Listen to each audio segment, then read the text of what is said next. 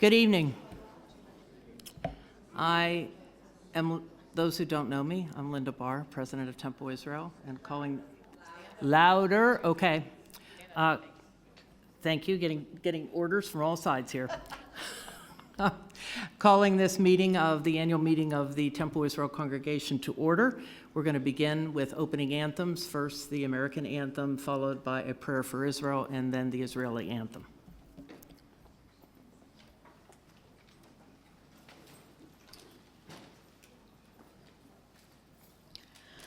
Oh, say, can you see by the dawn's early light what so proudly we hailed at the twilight's last gleaming, whose broad stripes and bright stars through the perilous fight o'er the ramparts we watched were so gallantly streaming, and the rockets' red glare, the bombs bursting in air, gave proof through the night that our flag was still there. Oh, say, does that star-spangled banner yet wave o'er the land of the free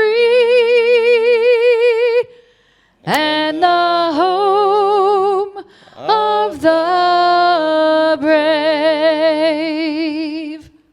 Please remain standing as we offer this prayer, especially at this time in the world, for the state of Israel and her leaders. Avinu Shebashamayim, Tzur Yisrael v'goalo, Barech et Medinat Yisrael, Reshit Tzmichat Geulatenu.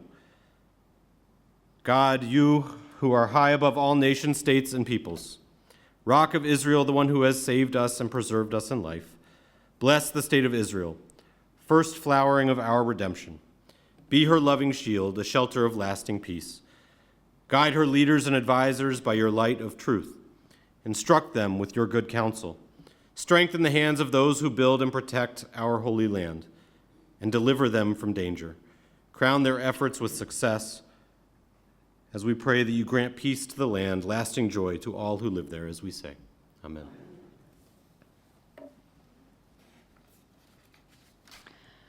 Kol od balevav penima, nefesh Yehudi homia, ufate mizrach kadima, ayin letzion Sophia. O lo avda tikvatenu, hatikva bat shnot alpayim, liotam chofshi be'artzenu, Eretz Zion v'Yerushalayim. Liotam chofshi be'artzenu, Eretz Zion v'Yerushalayim.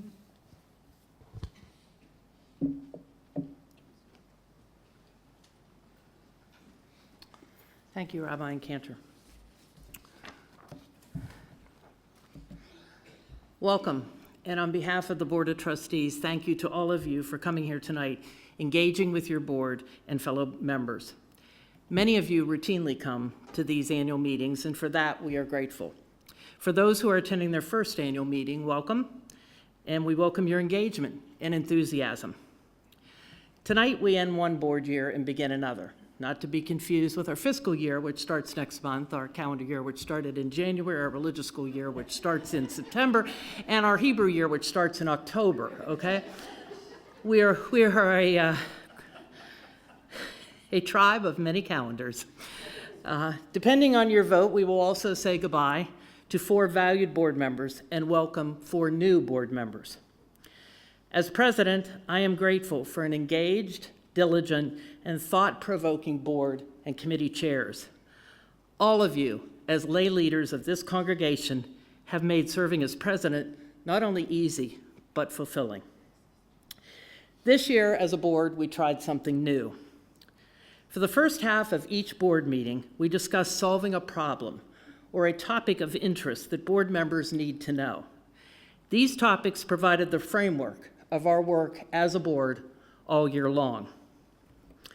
In July, at our annual retreat, we discussed leadership succession and sustainability.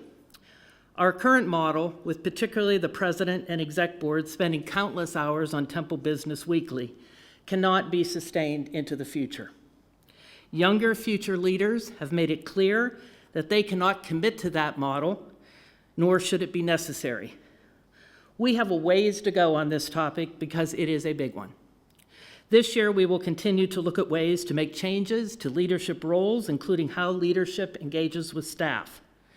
The exec board needs to focus on the issues of the day and solutions, as well as ensuring the future of Temple Israel and not on Temple minutia. In 2 other months, we talked about engaging members under the ages of 50, as well as seeing the members in the margins. Both of these topics were prompted by the resignation of a younger family who had not, in the common vernacular, found their people. To that end, we began Sip and Socials to bring together younger members of our congregation in a casual setting to meet each other and, more importantly, to develop relationships. With the advent of the war in Israel, we discussed how are we caring for our congregation in a fraught time among varied opinions. Needless to say, like the war, this is an ongoing discussion. In January, Rabbi explained his conversion process to the board. We are in the midst of a very exciting time at Temple Israel because we have developed a reputation for inclusion and diversity. Many of our recent members are not the product of an interfaith family, but come to us wanting to commit to a Judaism they see as inclusive and relevant for how they want to live their lives today. At the end of the board year, we began 3 conversations centered around the future of Temple Israel.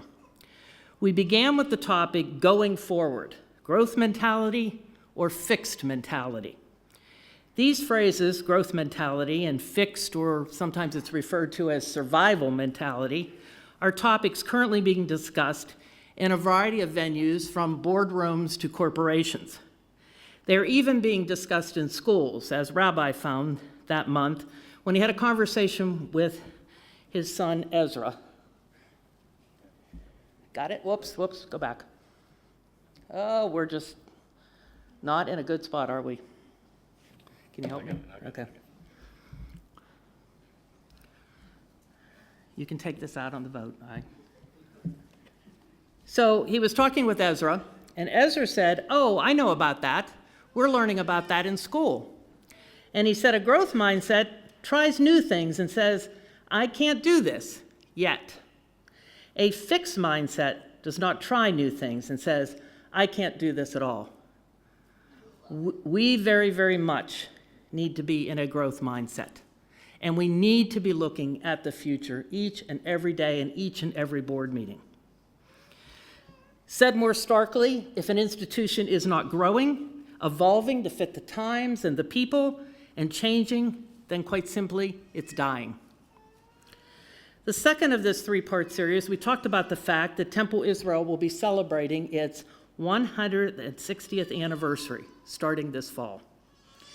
In an age when businesses and institutions, relationships, you name it, come and go in a flash, this is no small achievement, and it should be celebrated. But equally important, it must also lead to a continued assessment and examination of not only ensuring the future of Temple Israel, but not being afraid to make changes that will honor and respect the past, but equally be willing to find new models that fit these times and our members. We will initiate 3 committees to celebrate and honor our 160th celebration. Let's see if I can do it now. Up. And you can see the committees up there. We have the History Committee, led by Mike Butlin. That committee will focus on a throwback service at Merriman Road sometime in the spring, and also a photographic display in the social hall, which will show how far we've come and how much we've changed, all of it, of course, being positive. We will have a sanctuary committee led by Trip Morris and Nat Weiner. And in that circumstance, the committee will focus on fundraising to give us facelift here in the sanctuary to our spiritual space. Finally, there will be a celebration committee that will focus on a time when we will all gather as a community to celebrate this historical achievement. Rabbi will have more to say about the year of the 160th in his remarks tonight. And finally, the board discussed this spring leading forward, an institutional framework for the future, which will continue into this new board year. We are examining how best to meet the needs of our varied congregation as well as grow financially to ensure the future. We will look at the roles that lay leadership, staff, and clergy play at Temple Israel and how best we can utilize each person to meet those goals. Personally, I was extremely proud of this board, who consistently attended the meetings and actively engaged on these topics, asking questions and debating solutions. We will continue in this vein for the coming board year with hopefully more solutions on the horizon. So thank you to every board member and every committee chair who made Temple Israel even better this year. I very much look forward to this coming year and engaging with our current and new members who, quite frankly, are the future of Temple Israel. Finally, I personally want to thank Rabbi. When I began this year, I very much wanted my relationship as president to be collaborative with him. I wanted us to have common goals and share a vision for the future of Temple, because doing so would make Temple Israel stronger. He has been an invaluable resource and partner with me. There is no time of the week that I look forward to more than our 3 p.m. meetings on Thursdays. So thank you, Rabbi. You have made me a better person and a better president. Thank you.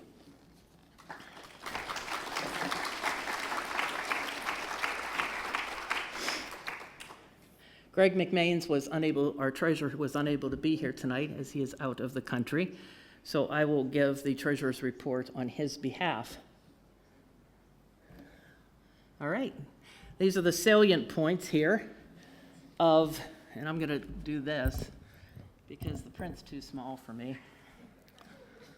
You know that saying about getting old and how bad it is? Okay. So the 2024-25 annual budget is $865,000. The projected income from dues is $535,000. This includes a 5% dues increase and a 10% in dues increase for our Rabbi, Benefactor, and Builder Circle members. Dues account, and this is very important, I know we say it every year, but dues account for 62% of Temple Israel expenses. 60% of Temple Israel members are over the age of 60.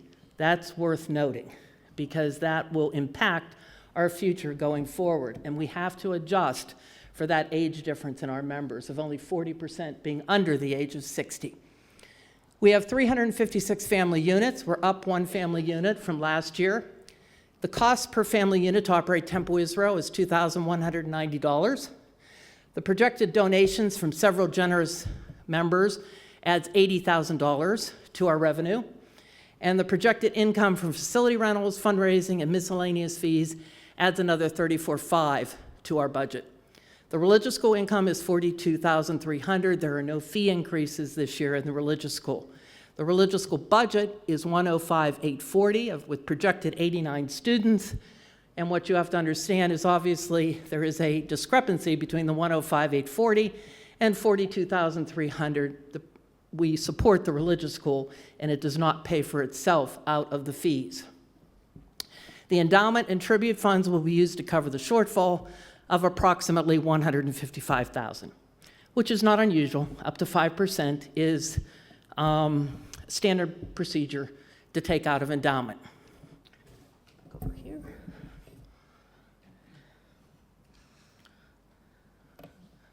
So there you see the numbers on the endowment. I'll let you read them so I don't have to go around, but the current endowment balance is close to $3 million. Last year's increase was $422,000 plus. The tribute fund balance is over $1 million. The rate of return this year, if you want us to invest your money, let us know, because we got 17.1%. So thank you, Todd. And the Legacy Society initiative led by Ron Weiner resulted in 10 legacy pledges to Temple Israel.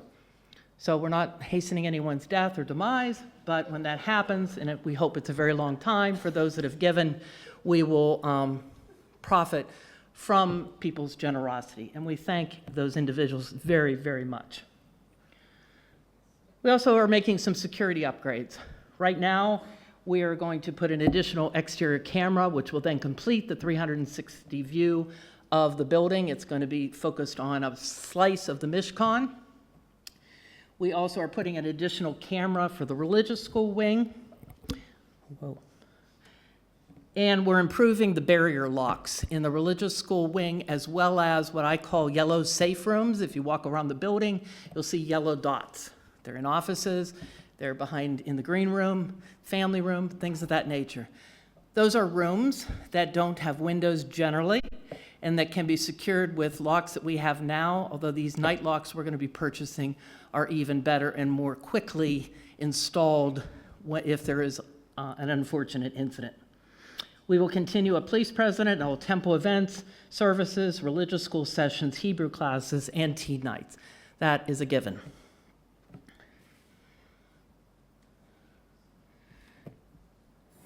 So I would like to ask if anyone has any questions about the year, the board, the budget, anything.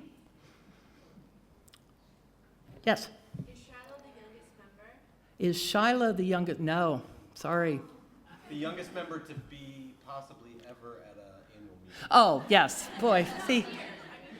Oh, here, yes, I'm sorry. I thought you meant youngest member at all. I'm sorry. Yes, Shiloh is the youngest member. See? Yes, thank you for reading the newsletter, because that doesn't happen all the time. How many people read the newsletter? Oh, you're lying. I'll say he's also one of two people in the room not wearing pants. Yeah. That counts. Shorts count. Okay. Any other questions? All right. Hearing none, you must think it's going okay. Okay. I'm going to call on Rabbi for his remarks about the 160th.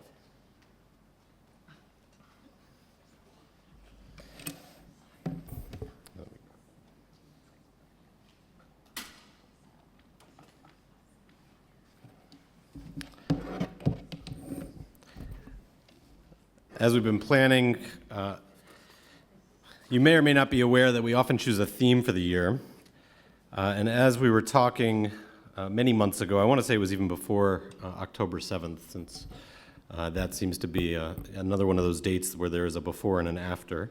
Kylie mentioned that this coming year would be our 160th year as a congregation. And we talked about celebrating it for a few reasons. One, as a rabbi, I'm on a lot of church listservs, if you can still use that word. Churches celebrate like every year.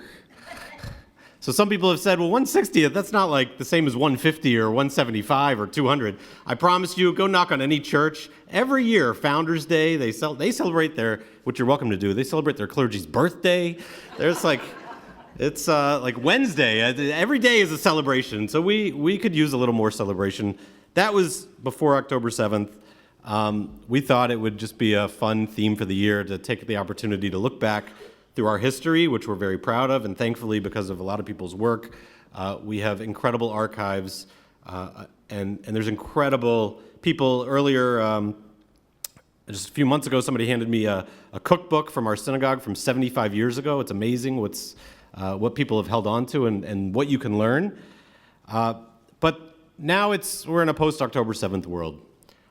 And so the question is, do we still celebrate? How do we move forward as a congregation? I want to share with you why, of course, we are, what it adds to the moment, and how we hope to blend it with everything that's going on in the world. I'm going to share something that was shared by Rachel Poland Goldberg, who's become famous not for a good reason, but because she's the mother of Hirsch, who's been held hostage now since October 7th. She started a practice once her son was being held hostage of reading one psalm every day. There are 150 psalms. The concept being that he would be released before she got to the end of the psalms and reading the 150th. The 150th psalm, which you may be familiar with more from its words, it repeats the word hallelujah over and over again. It talks about celebrating with every instrument possible. It's the happiest of the psalms. We pray it every morning if you go to morning prayers and on Shabbat as well. So she got to day 150, and of course, he was not released. And so she was asked, will you say the 150th psalm, this psalm of great joy and excitement that calls for us to play every instrument we own and to dance? And what will you do tomorrow when you've run out of psalms? She shared, I'm going to keep doing what I've been doing. Psalm 150 is going to happen. We're going to be joyous. We're going to feel just absolutely over the moon when Hirsch and all the hostages get home. So I'm tired and I'm sad and I'm disappointed, but I'm hopeful because hope is mandatory. And let's just keep praying for a good result and for all the leaders to do the right thing and bring these people home. And then she said that what she's going to do is after Psalm 150, the 150th day passed, she'd read Psalm 150 plus the first psalm, and then plus the second psalm, and then plus the third psalm. She's added to her prayers every morning. I share that because I can't think of anything that's quite as Jewish as what she's doing, not because she's reading Jewish text, but because we have a long tradition of living life through difficult times and finding a way to keep on living and choosing life and choosing to celebrate and making sure that we are proud of who we are, even if the world makes it difficult. As clergy, we often get to be reminded of this, I think, more frequently than others. 2 weeks ago, I got to celebrate with Cantor Kathy as her son was married, as I often get to do with many families when it's time for their children's wedding. 3 days ago, I got to celebrate not with one, but with two families who've welcomed children into this world in these last few days as we gave their children a name. Just 2 days ago, we celebrated Mitzvah Day. I went with my family to the food bank with a number of other families. About 25 of us, I think, were there. And I mentioned that as a simcha because I promise you, for 2.5 hours, people had a lot of fun, despite all the good they were doing. This in the midst of graduation parties for our students, some of whom are here today, and looking forward to new programs that we're creating, a new morning minyan, Shavuot night of study, all that have come because congregants raised their hand and asked us to start offering some new opportunities for prayer and spirituality and study.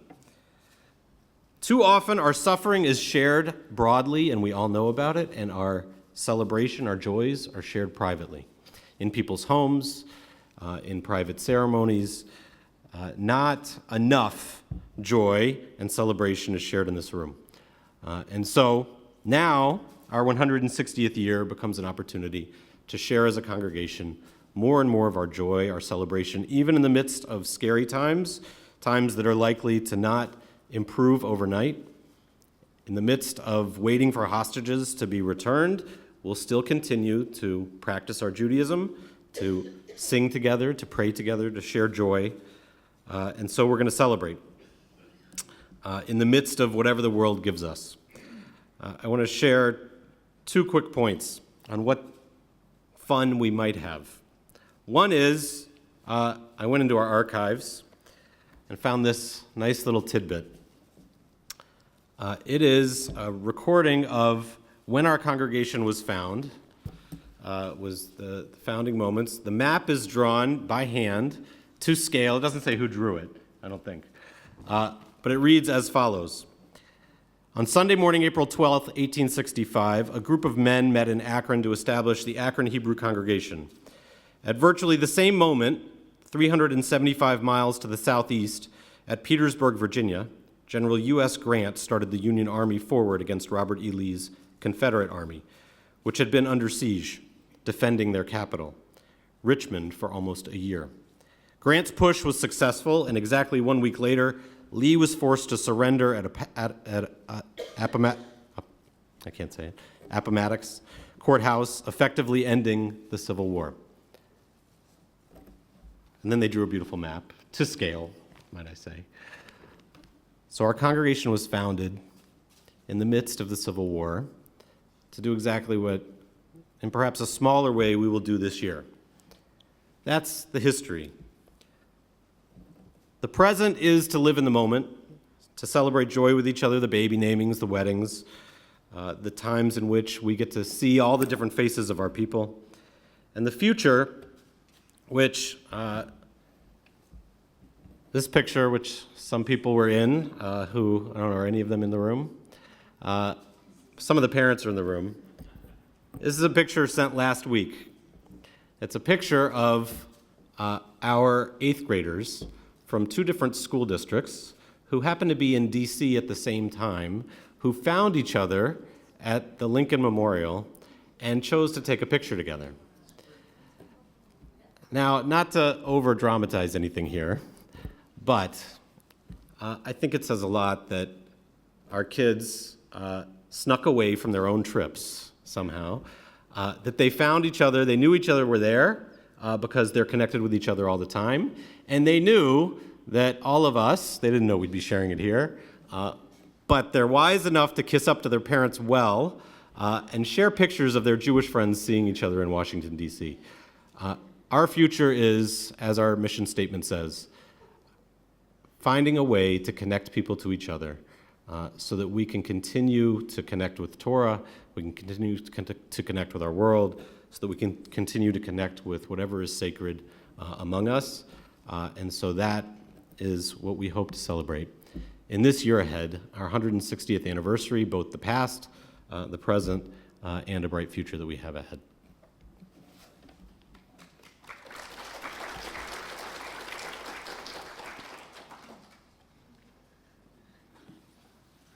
I'm going to call on Andrew Meerman, sorry, immediate past co-president, who will give the nominating report and conduct the election. I have one for the exec board, too. I guess the cat's out of the bag. We published it. I know. Oh, I'm allowed to have humor too. I'm sorry. Okay. Okay. On behalf of Lane Newman and myself, as co-chairs of the nomination committee, I guess I need these now. That's better. I'd like to submit the nominating report to the congregation for a vote tonight. But first, I would like to thank Josh Lemmerman, Melissa Paradecki, Kevin Newman, and Becky Rolnick Fox for their dedication to the congregation and all their hard work. It's very much appreciated. The nominating committee consisted of the following members: Larry Kay, Sandy Lemmerman, Todd Schweiger, Don Lushtag, Margaret Sleznick, Becky Rolnick Fox, and Mallory Schwab. The nominating committee has submitted the following slate of members for the 24-25 Board of Trustees. For the executive board, we nominate the following: President Linda Barr, first vice president and co-president-elect Skip Radwani, second vice president Audrey Baker. Oh, I thought I got something wrong.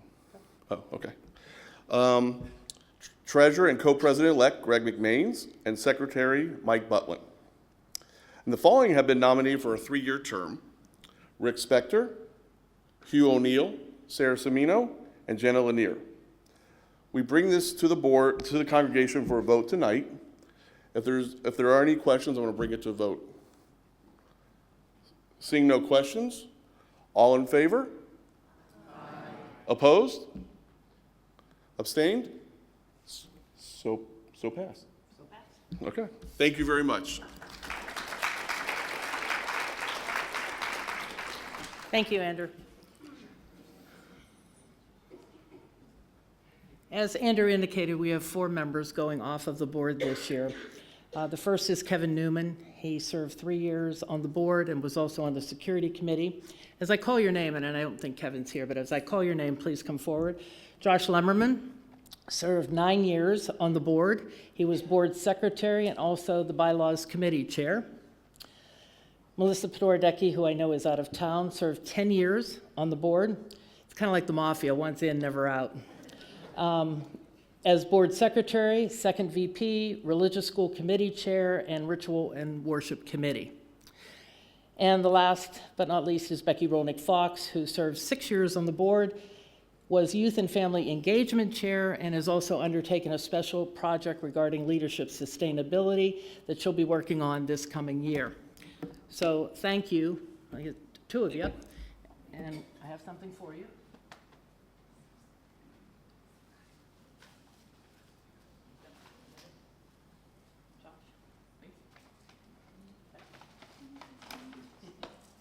Thank you. Thank you, Josh.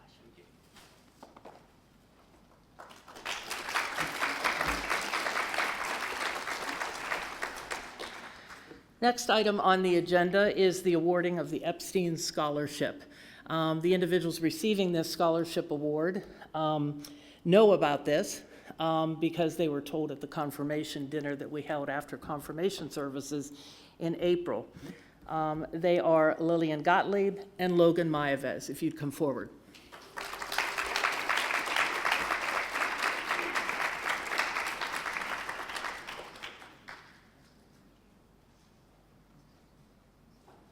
Oh, there's Logan.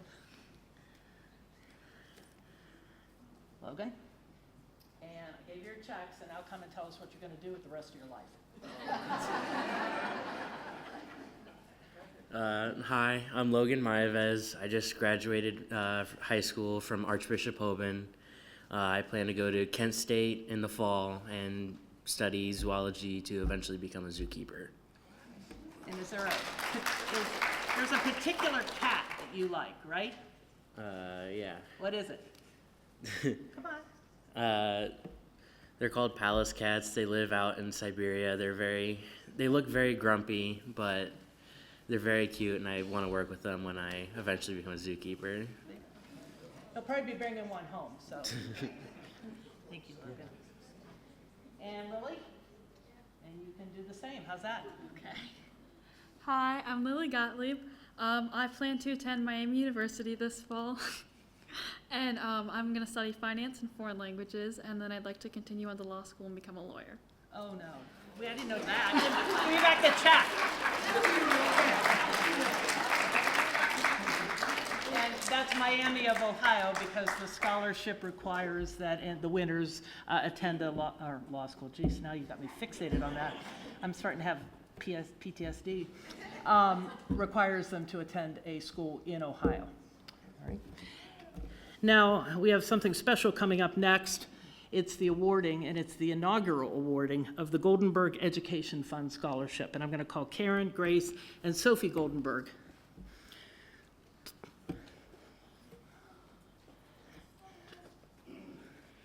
When you're ready, hit that slide. Okay.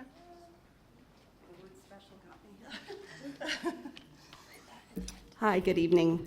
I'm Karen Goldenberg, and these are my daughters, Sophie and Grace. We are so excited to be here tonight to present the first of what we hope will be many scholarships of the Michael Goldenberg Education Fund. Please don't feel sorry for me. I'm not a speaker, so it makes me cry.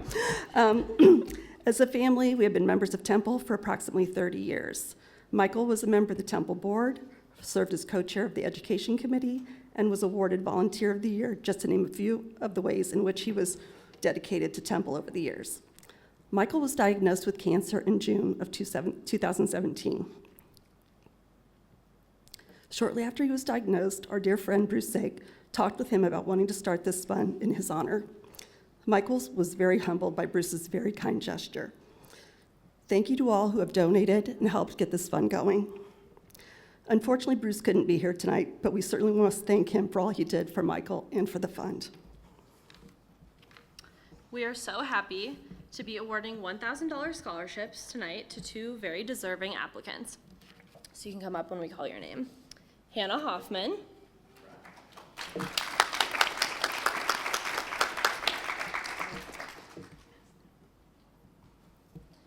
Hannah graduated in May and will attend the University of Toledo to pursue a career as a pediatric physical therapist. Hannah expects to graduate after 4 years with a degree in exercise science and will go on to complete a 3-year program to earn her doctorate. Congratulations, Hannah.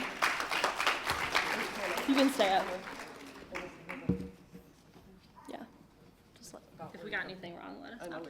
No, that was everything. And Lily Gottlieb.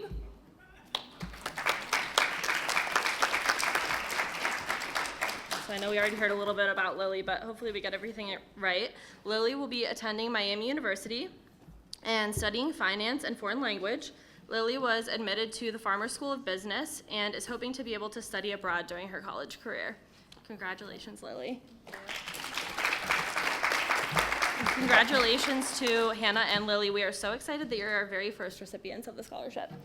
And we do want to state, while the two of them are going to college in the fall, this is not just for people going to college. The scholarship is to assist in any way with continuing your education, whether that's college or trade school or a conference that maybe you don't think you can afford. So we hope that you will apply, donate, whatever, and support the fund. Thank you so Thank you. much.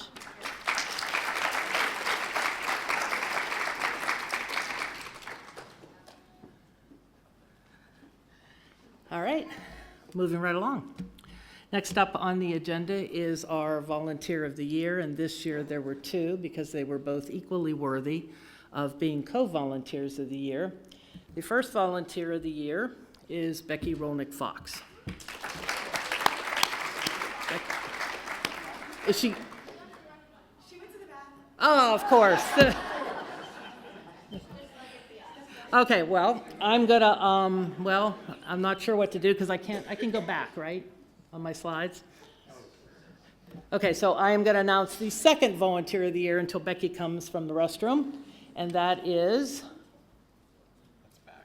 Okay. You're seeing that now. Okay, so I need to go, yeah. Margaret Slesnick.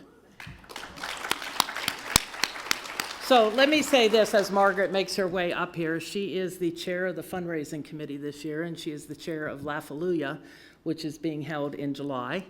And I will say this, I have watched as Margaret has worked her tail off. She's been in here constantly trying to do things to make that event special and better and everything that goes along with it. And she's been very actively selling tickets, and I have just been extremely impressed with the work that Margaret has done, and I know that Laugh-A-Lujah is going to be a tremendous success. I believe it's going to be sold out. So if you haven't bought your ticket, I would buy it early so that you do get the opportunity to come and see what all of Margaret's work and her committee's work has done. So thank you, Margaret. Thank you very much. You're welcome. Thank you. Okay. Well, just move on. I'll talk about Becky. Oh, there we are. Becky, come on up. Here's what you missed. No, you weren't. Becky is co-volunteer of the year, and I will try to get back. Oh, there we are. Okay. All right. Oh, nope, it didn't go back. It did, and then it didn't. There you go. Okay, got it. Becky has, as I said before, has chaired the Youth and Family Engagement Committee. She was the instigator. That kind of sounds bad, but the the person who initiated Give Not Get, which this year gave to Israel as a result of the war there and the individuals who were displaced. Becky has been a 6-year member of the board, and as I said, she's not done yet because she's going to be chairing a special task force that is looking at leadership sustainability. So I certainly appreciate everything she's done, and more importantly, what she's going to do. Becky?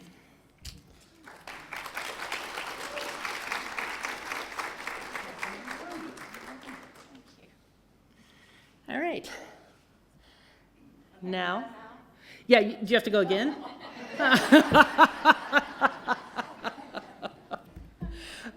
Sorry, that was, All right, next is the installation of new board members and the executive board. So if you are on the executive board this coming year and you are a new board member, come on up.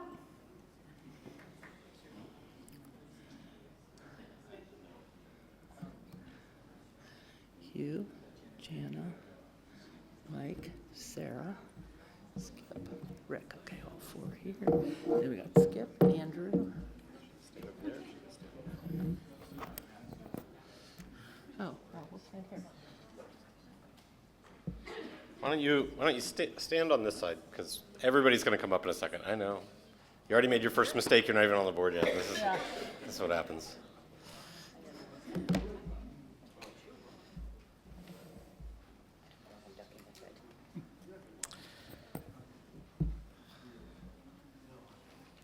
Judaism began with a call to Abraham to start a journey to an unknown land full of promise and potential.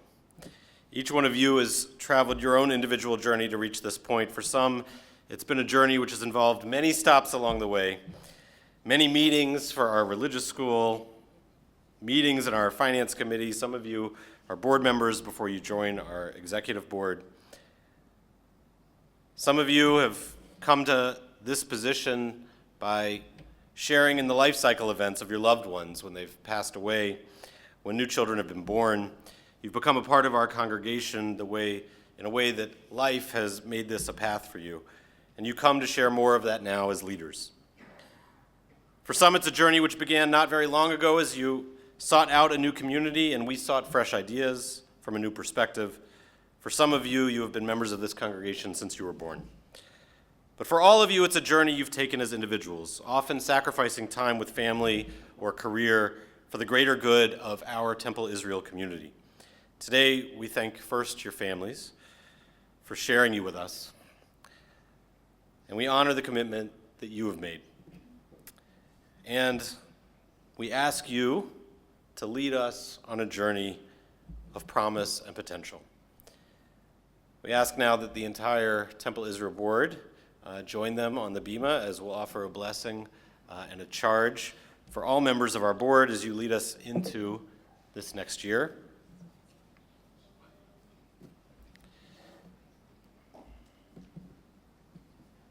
You guys can fill in whatever space is there. See, now it balances out.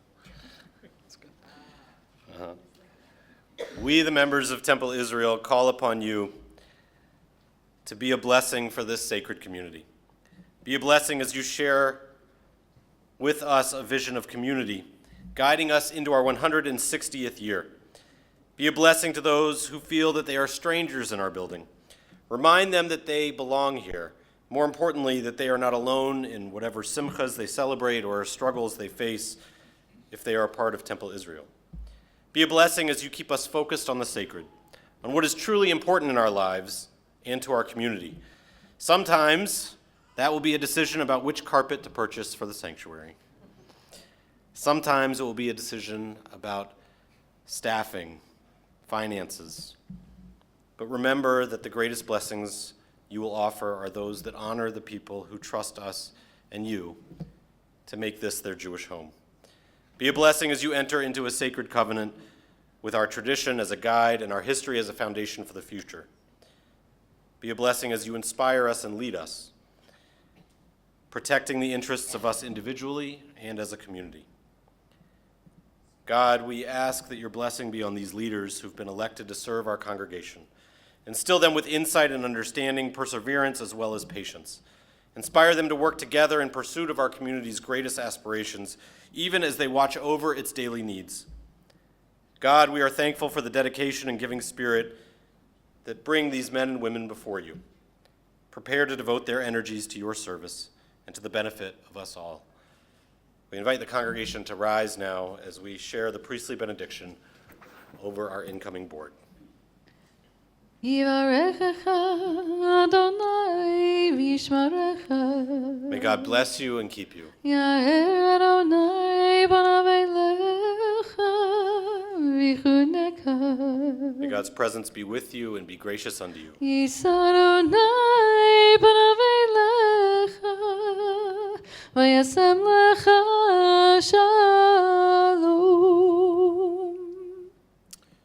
find that this circle that you are now amongst is a sacred circle, and that it is a circle that cares for each other, that works to help each other's aspirations become the aspirations of our community. And may you know that what you do is holy to all of us as you make this our sacred Jewish home. Amen. Amen. Stand here for a photo. One more. Oh, can we get Marcus to get left? Sure.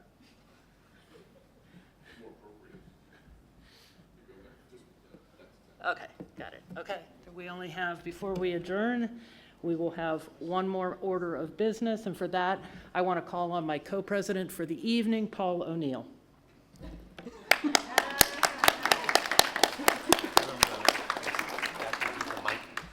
Mike? Do you have the handheld mic? Anybody have a hand on Mike? Come on up here, Paul. Stand in front. Got it? You remember? Yeah. Stand this way.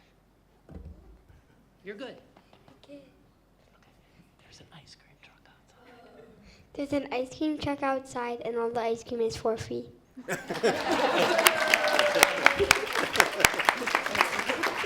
He got the most important part. All right. Are you doing a benediction? Or you just wanna- Okay. Okay. I'm gonna, unless anyone has any questions, concerns, or any other issues that need to be brought before this board, new board, I'm going to adjourn the meeting.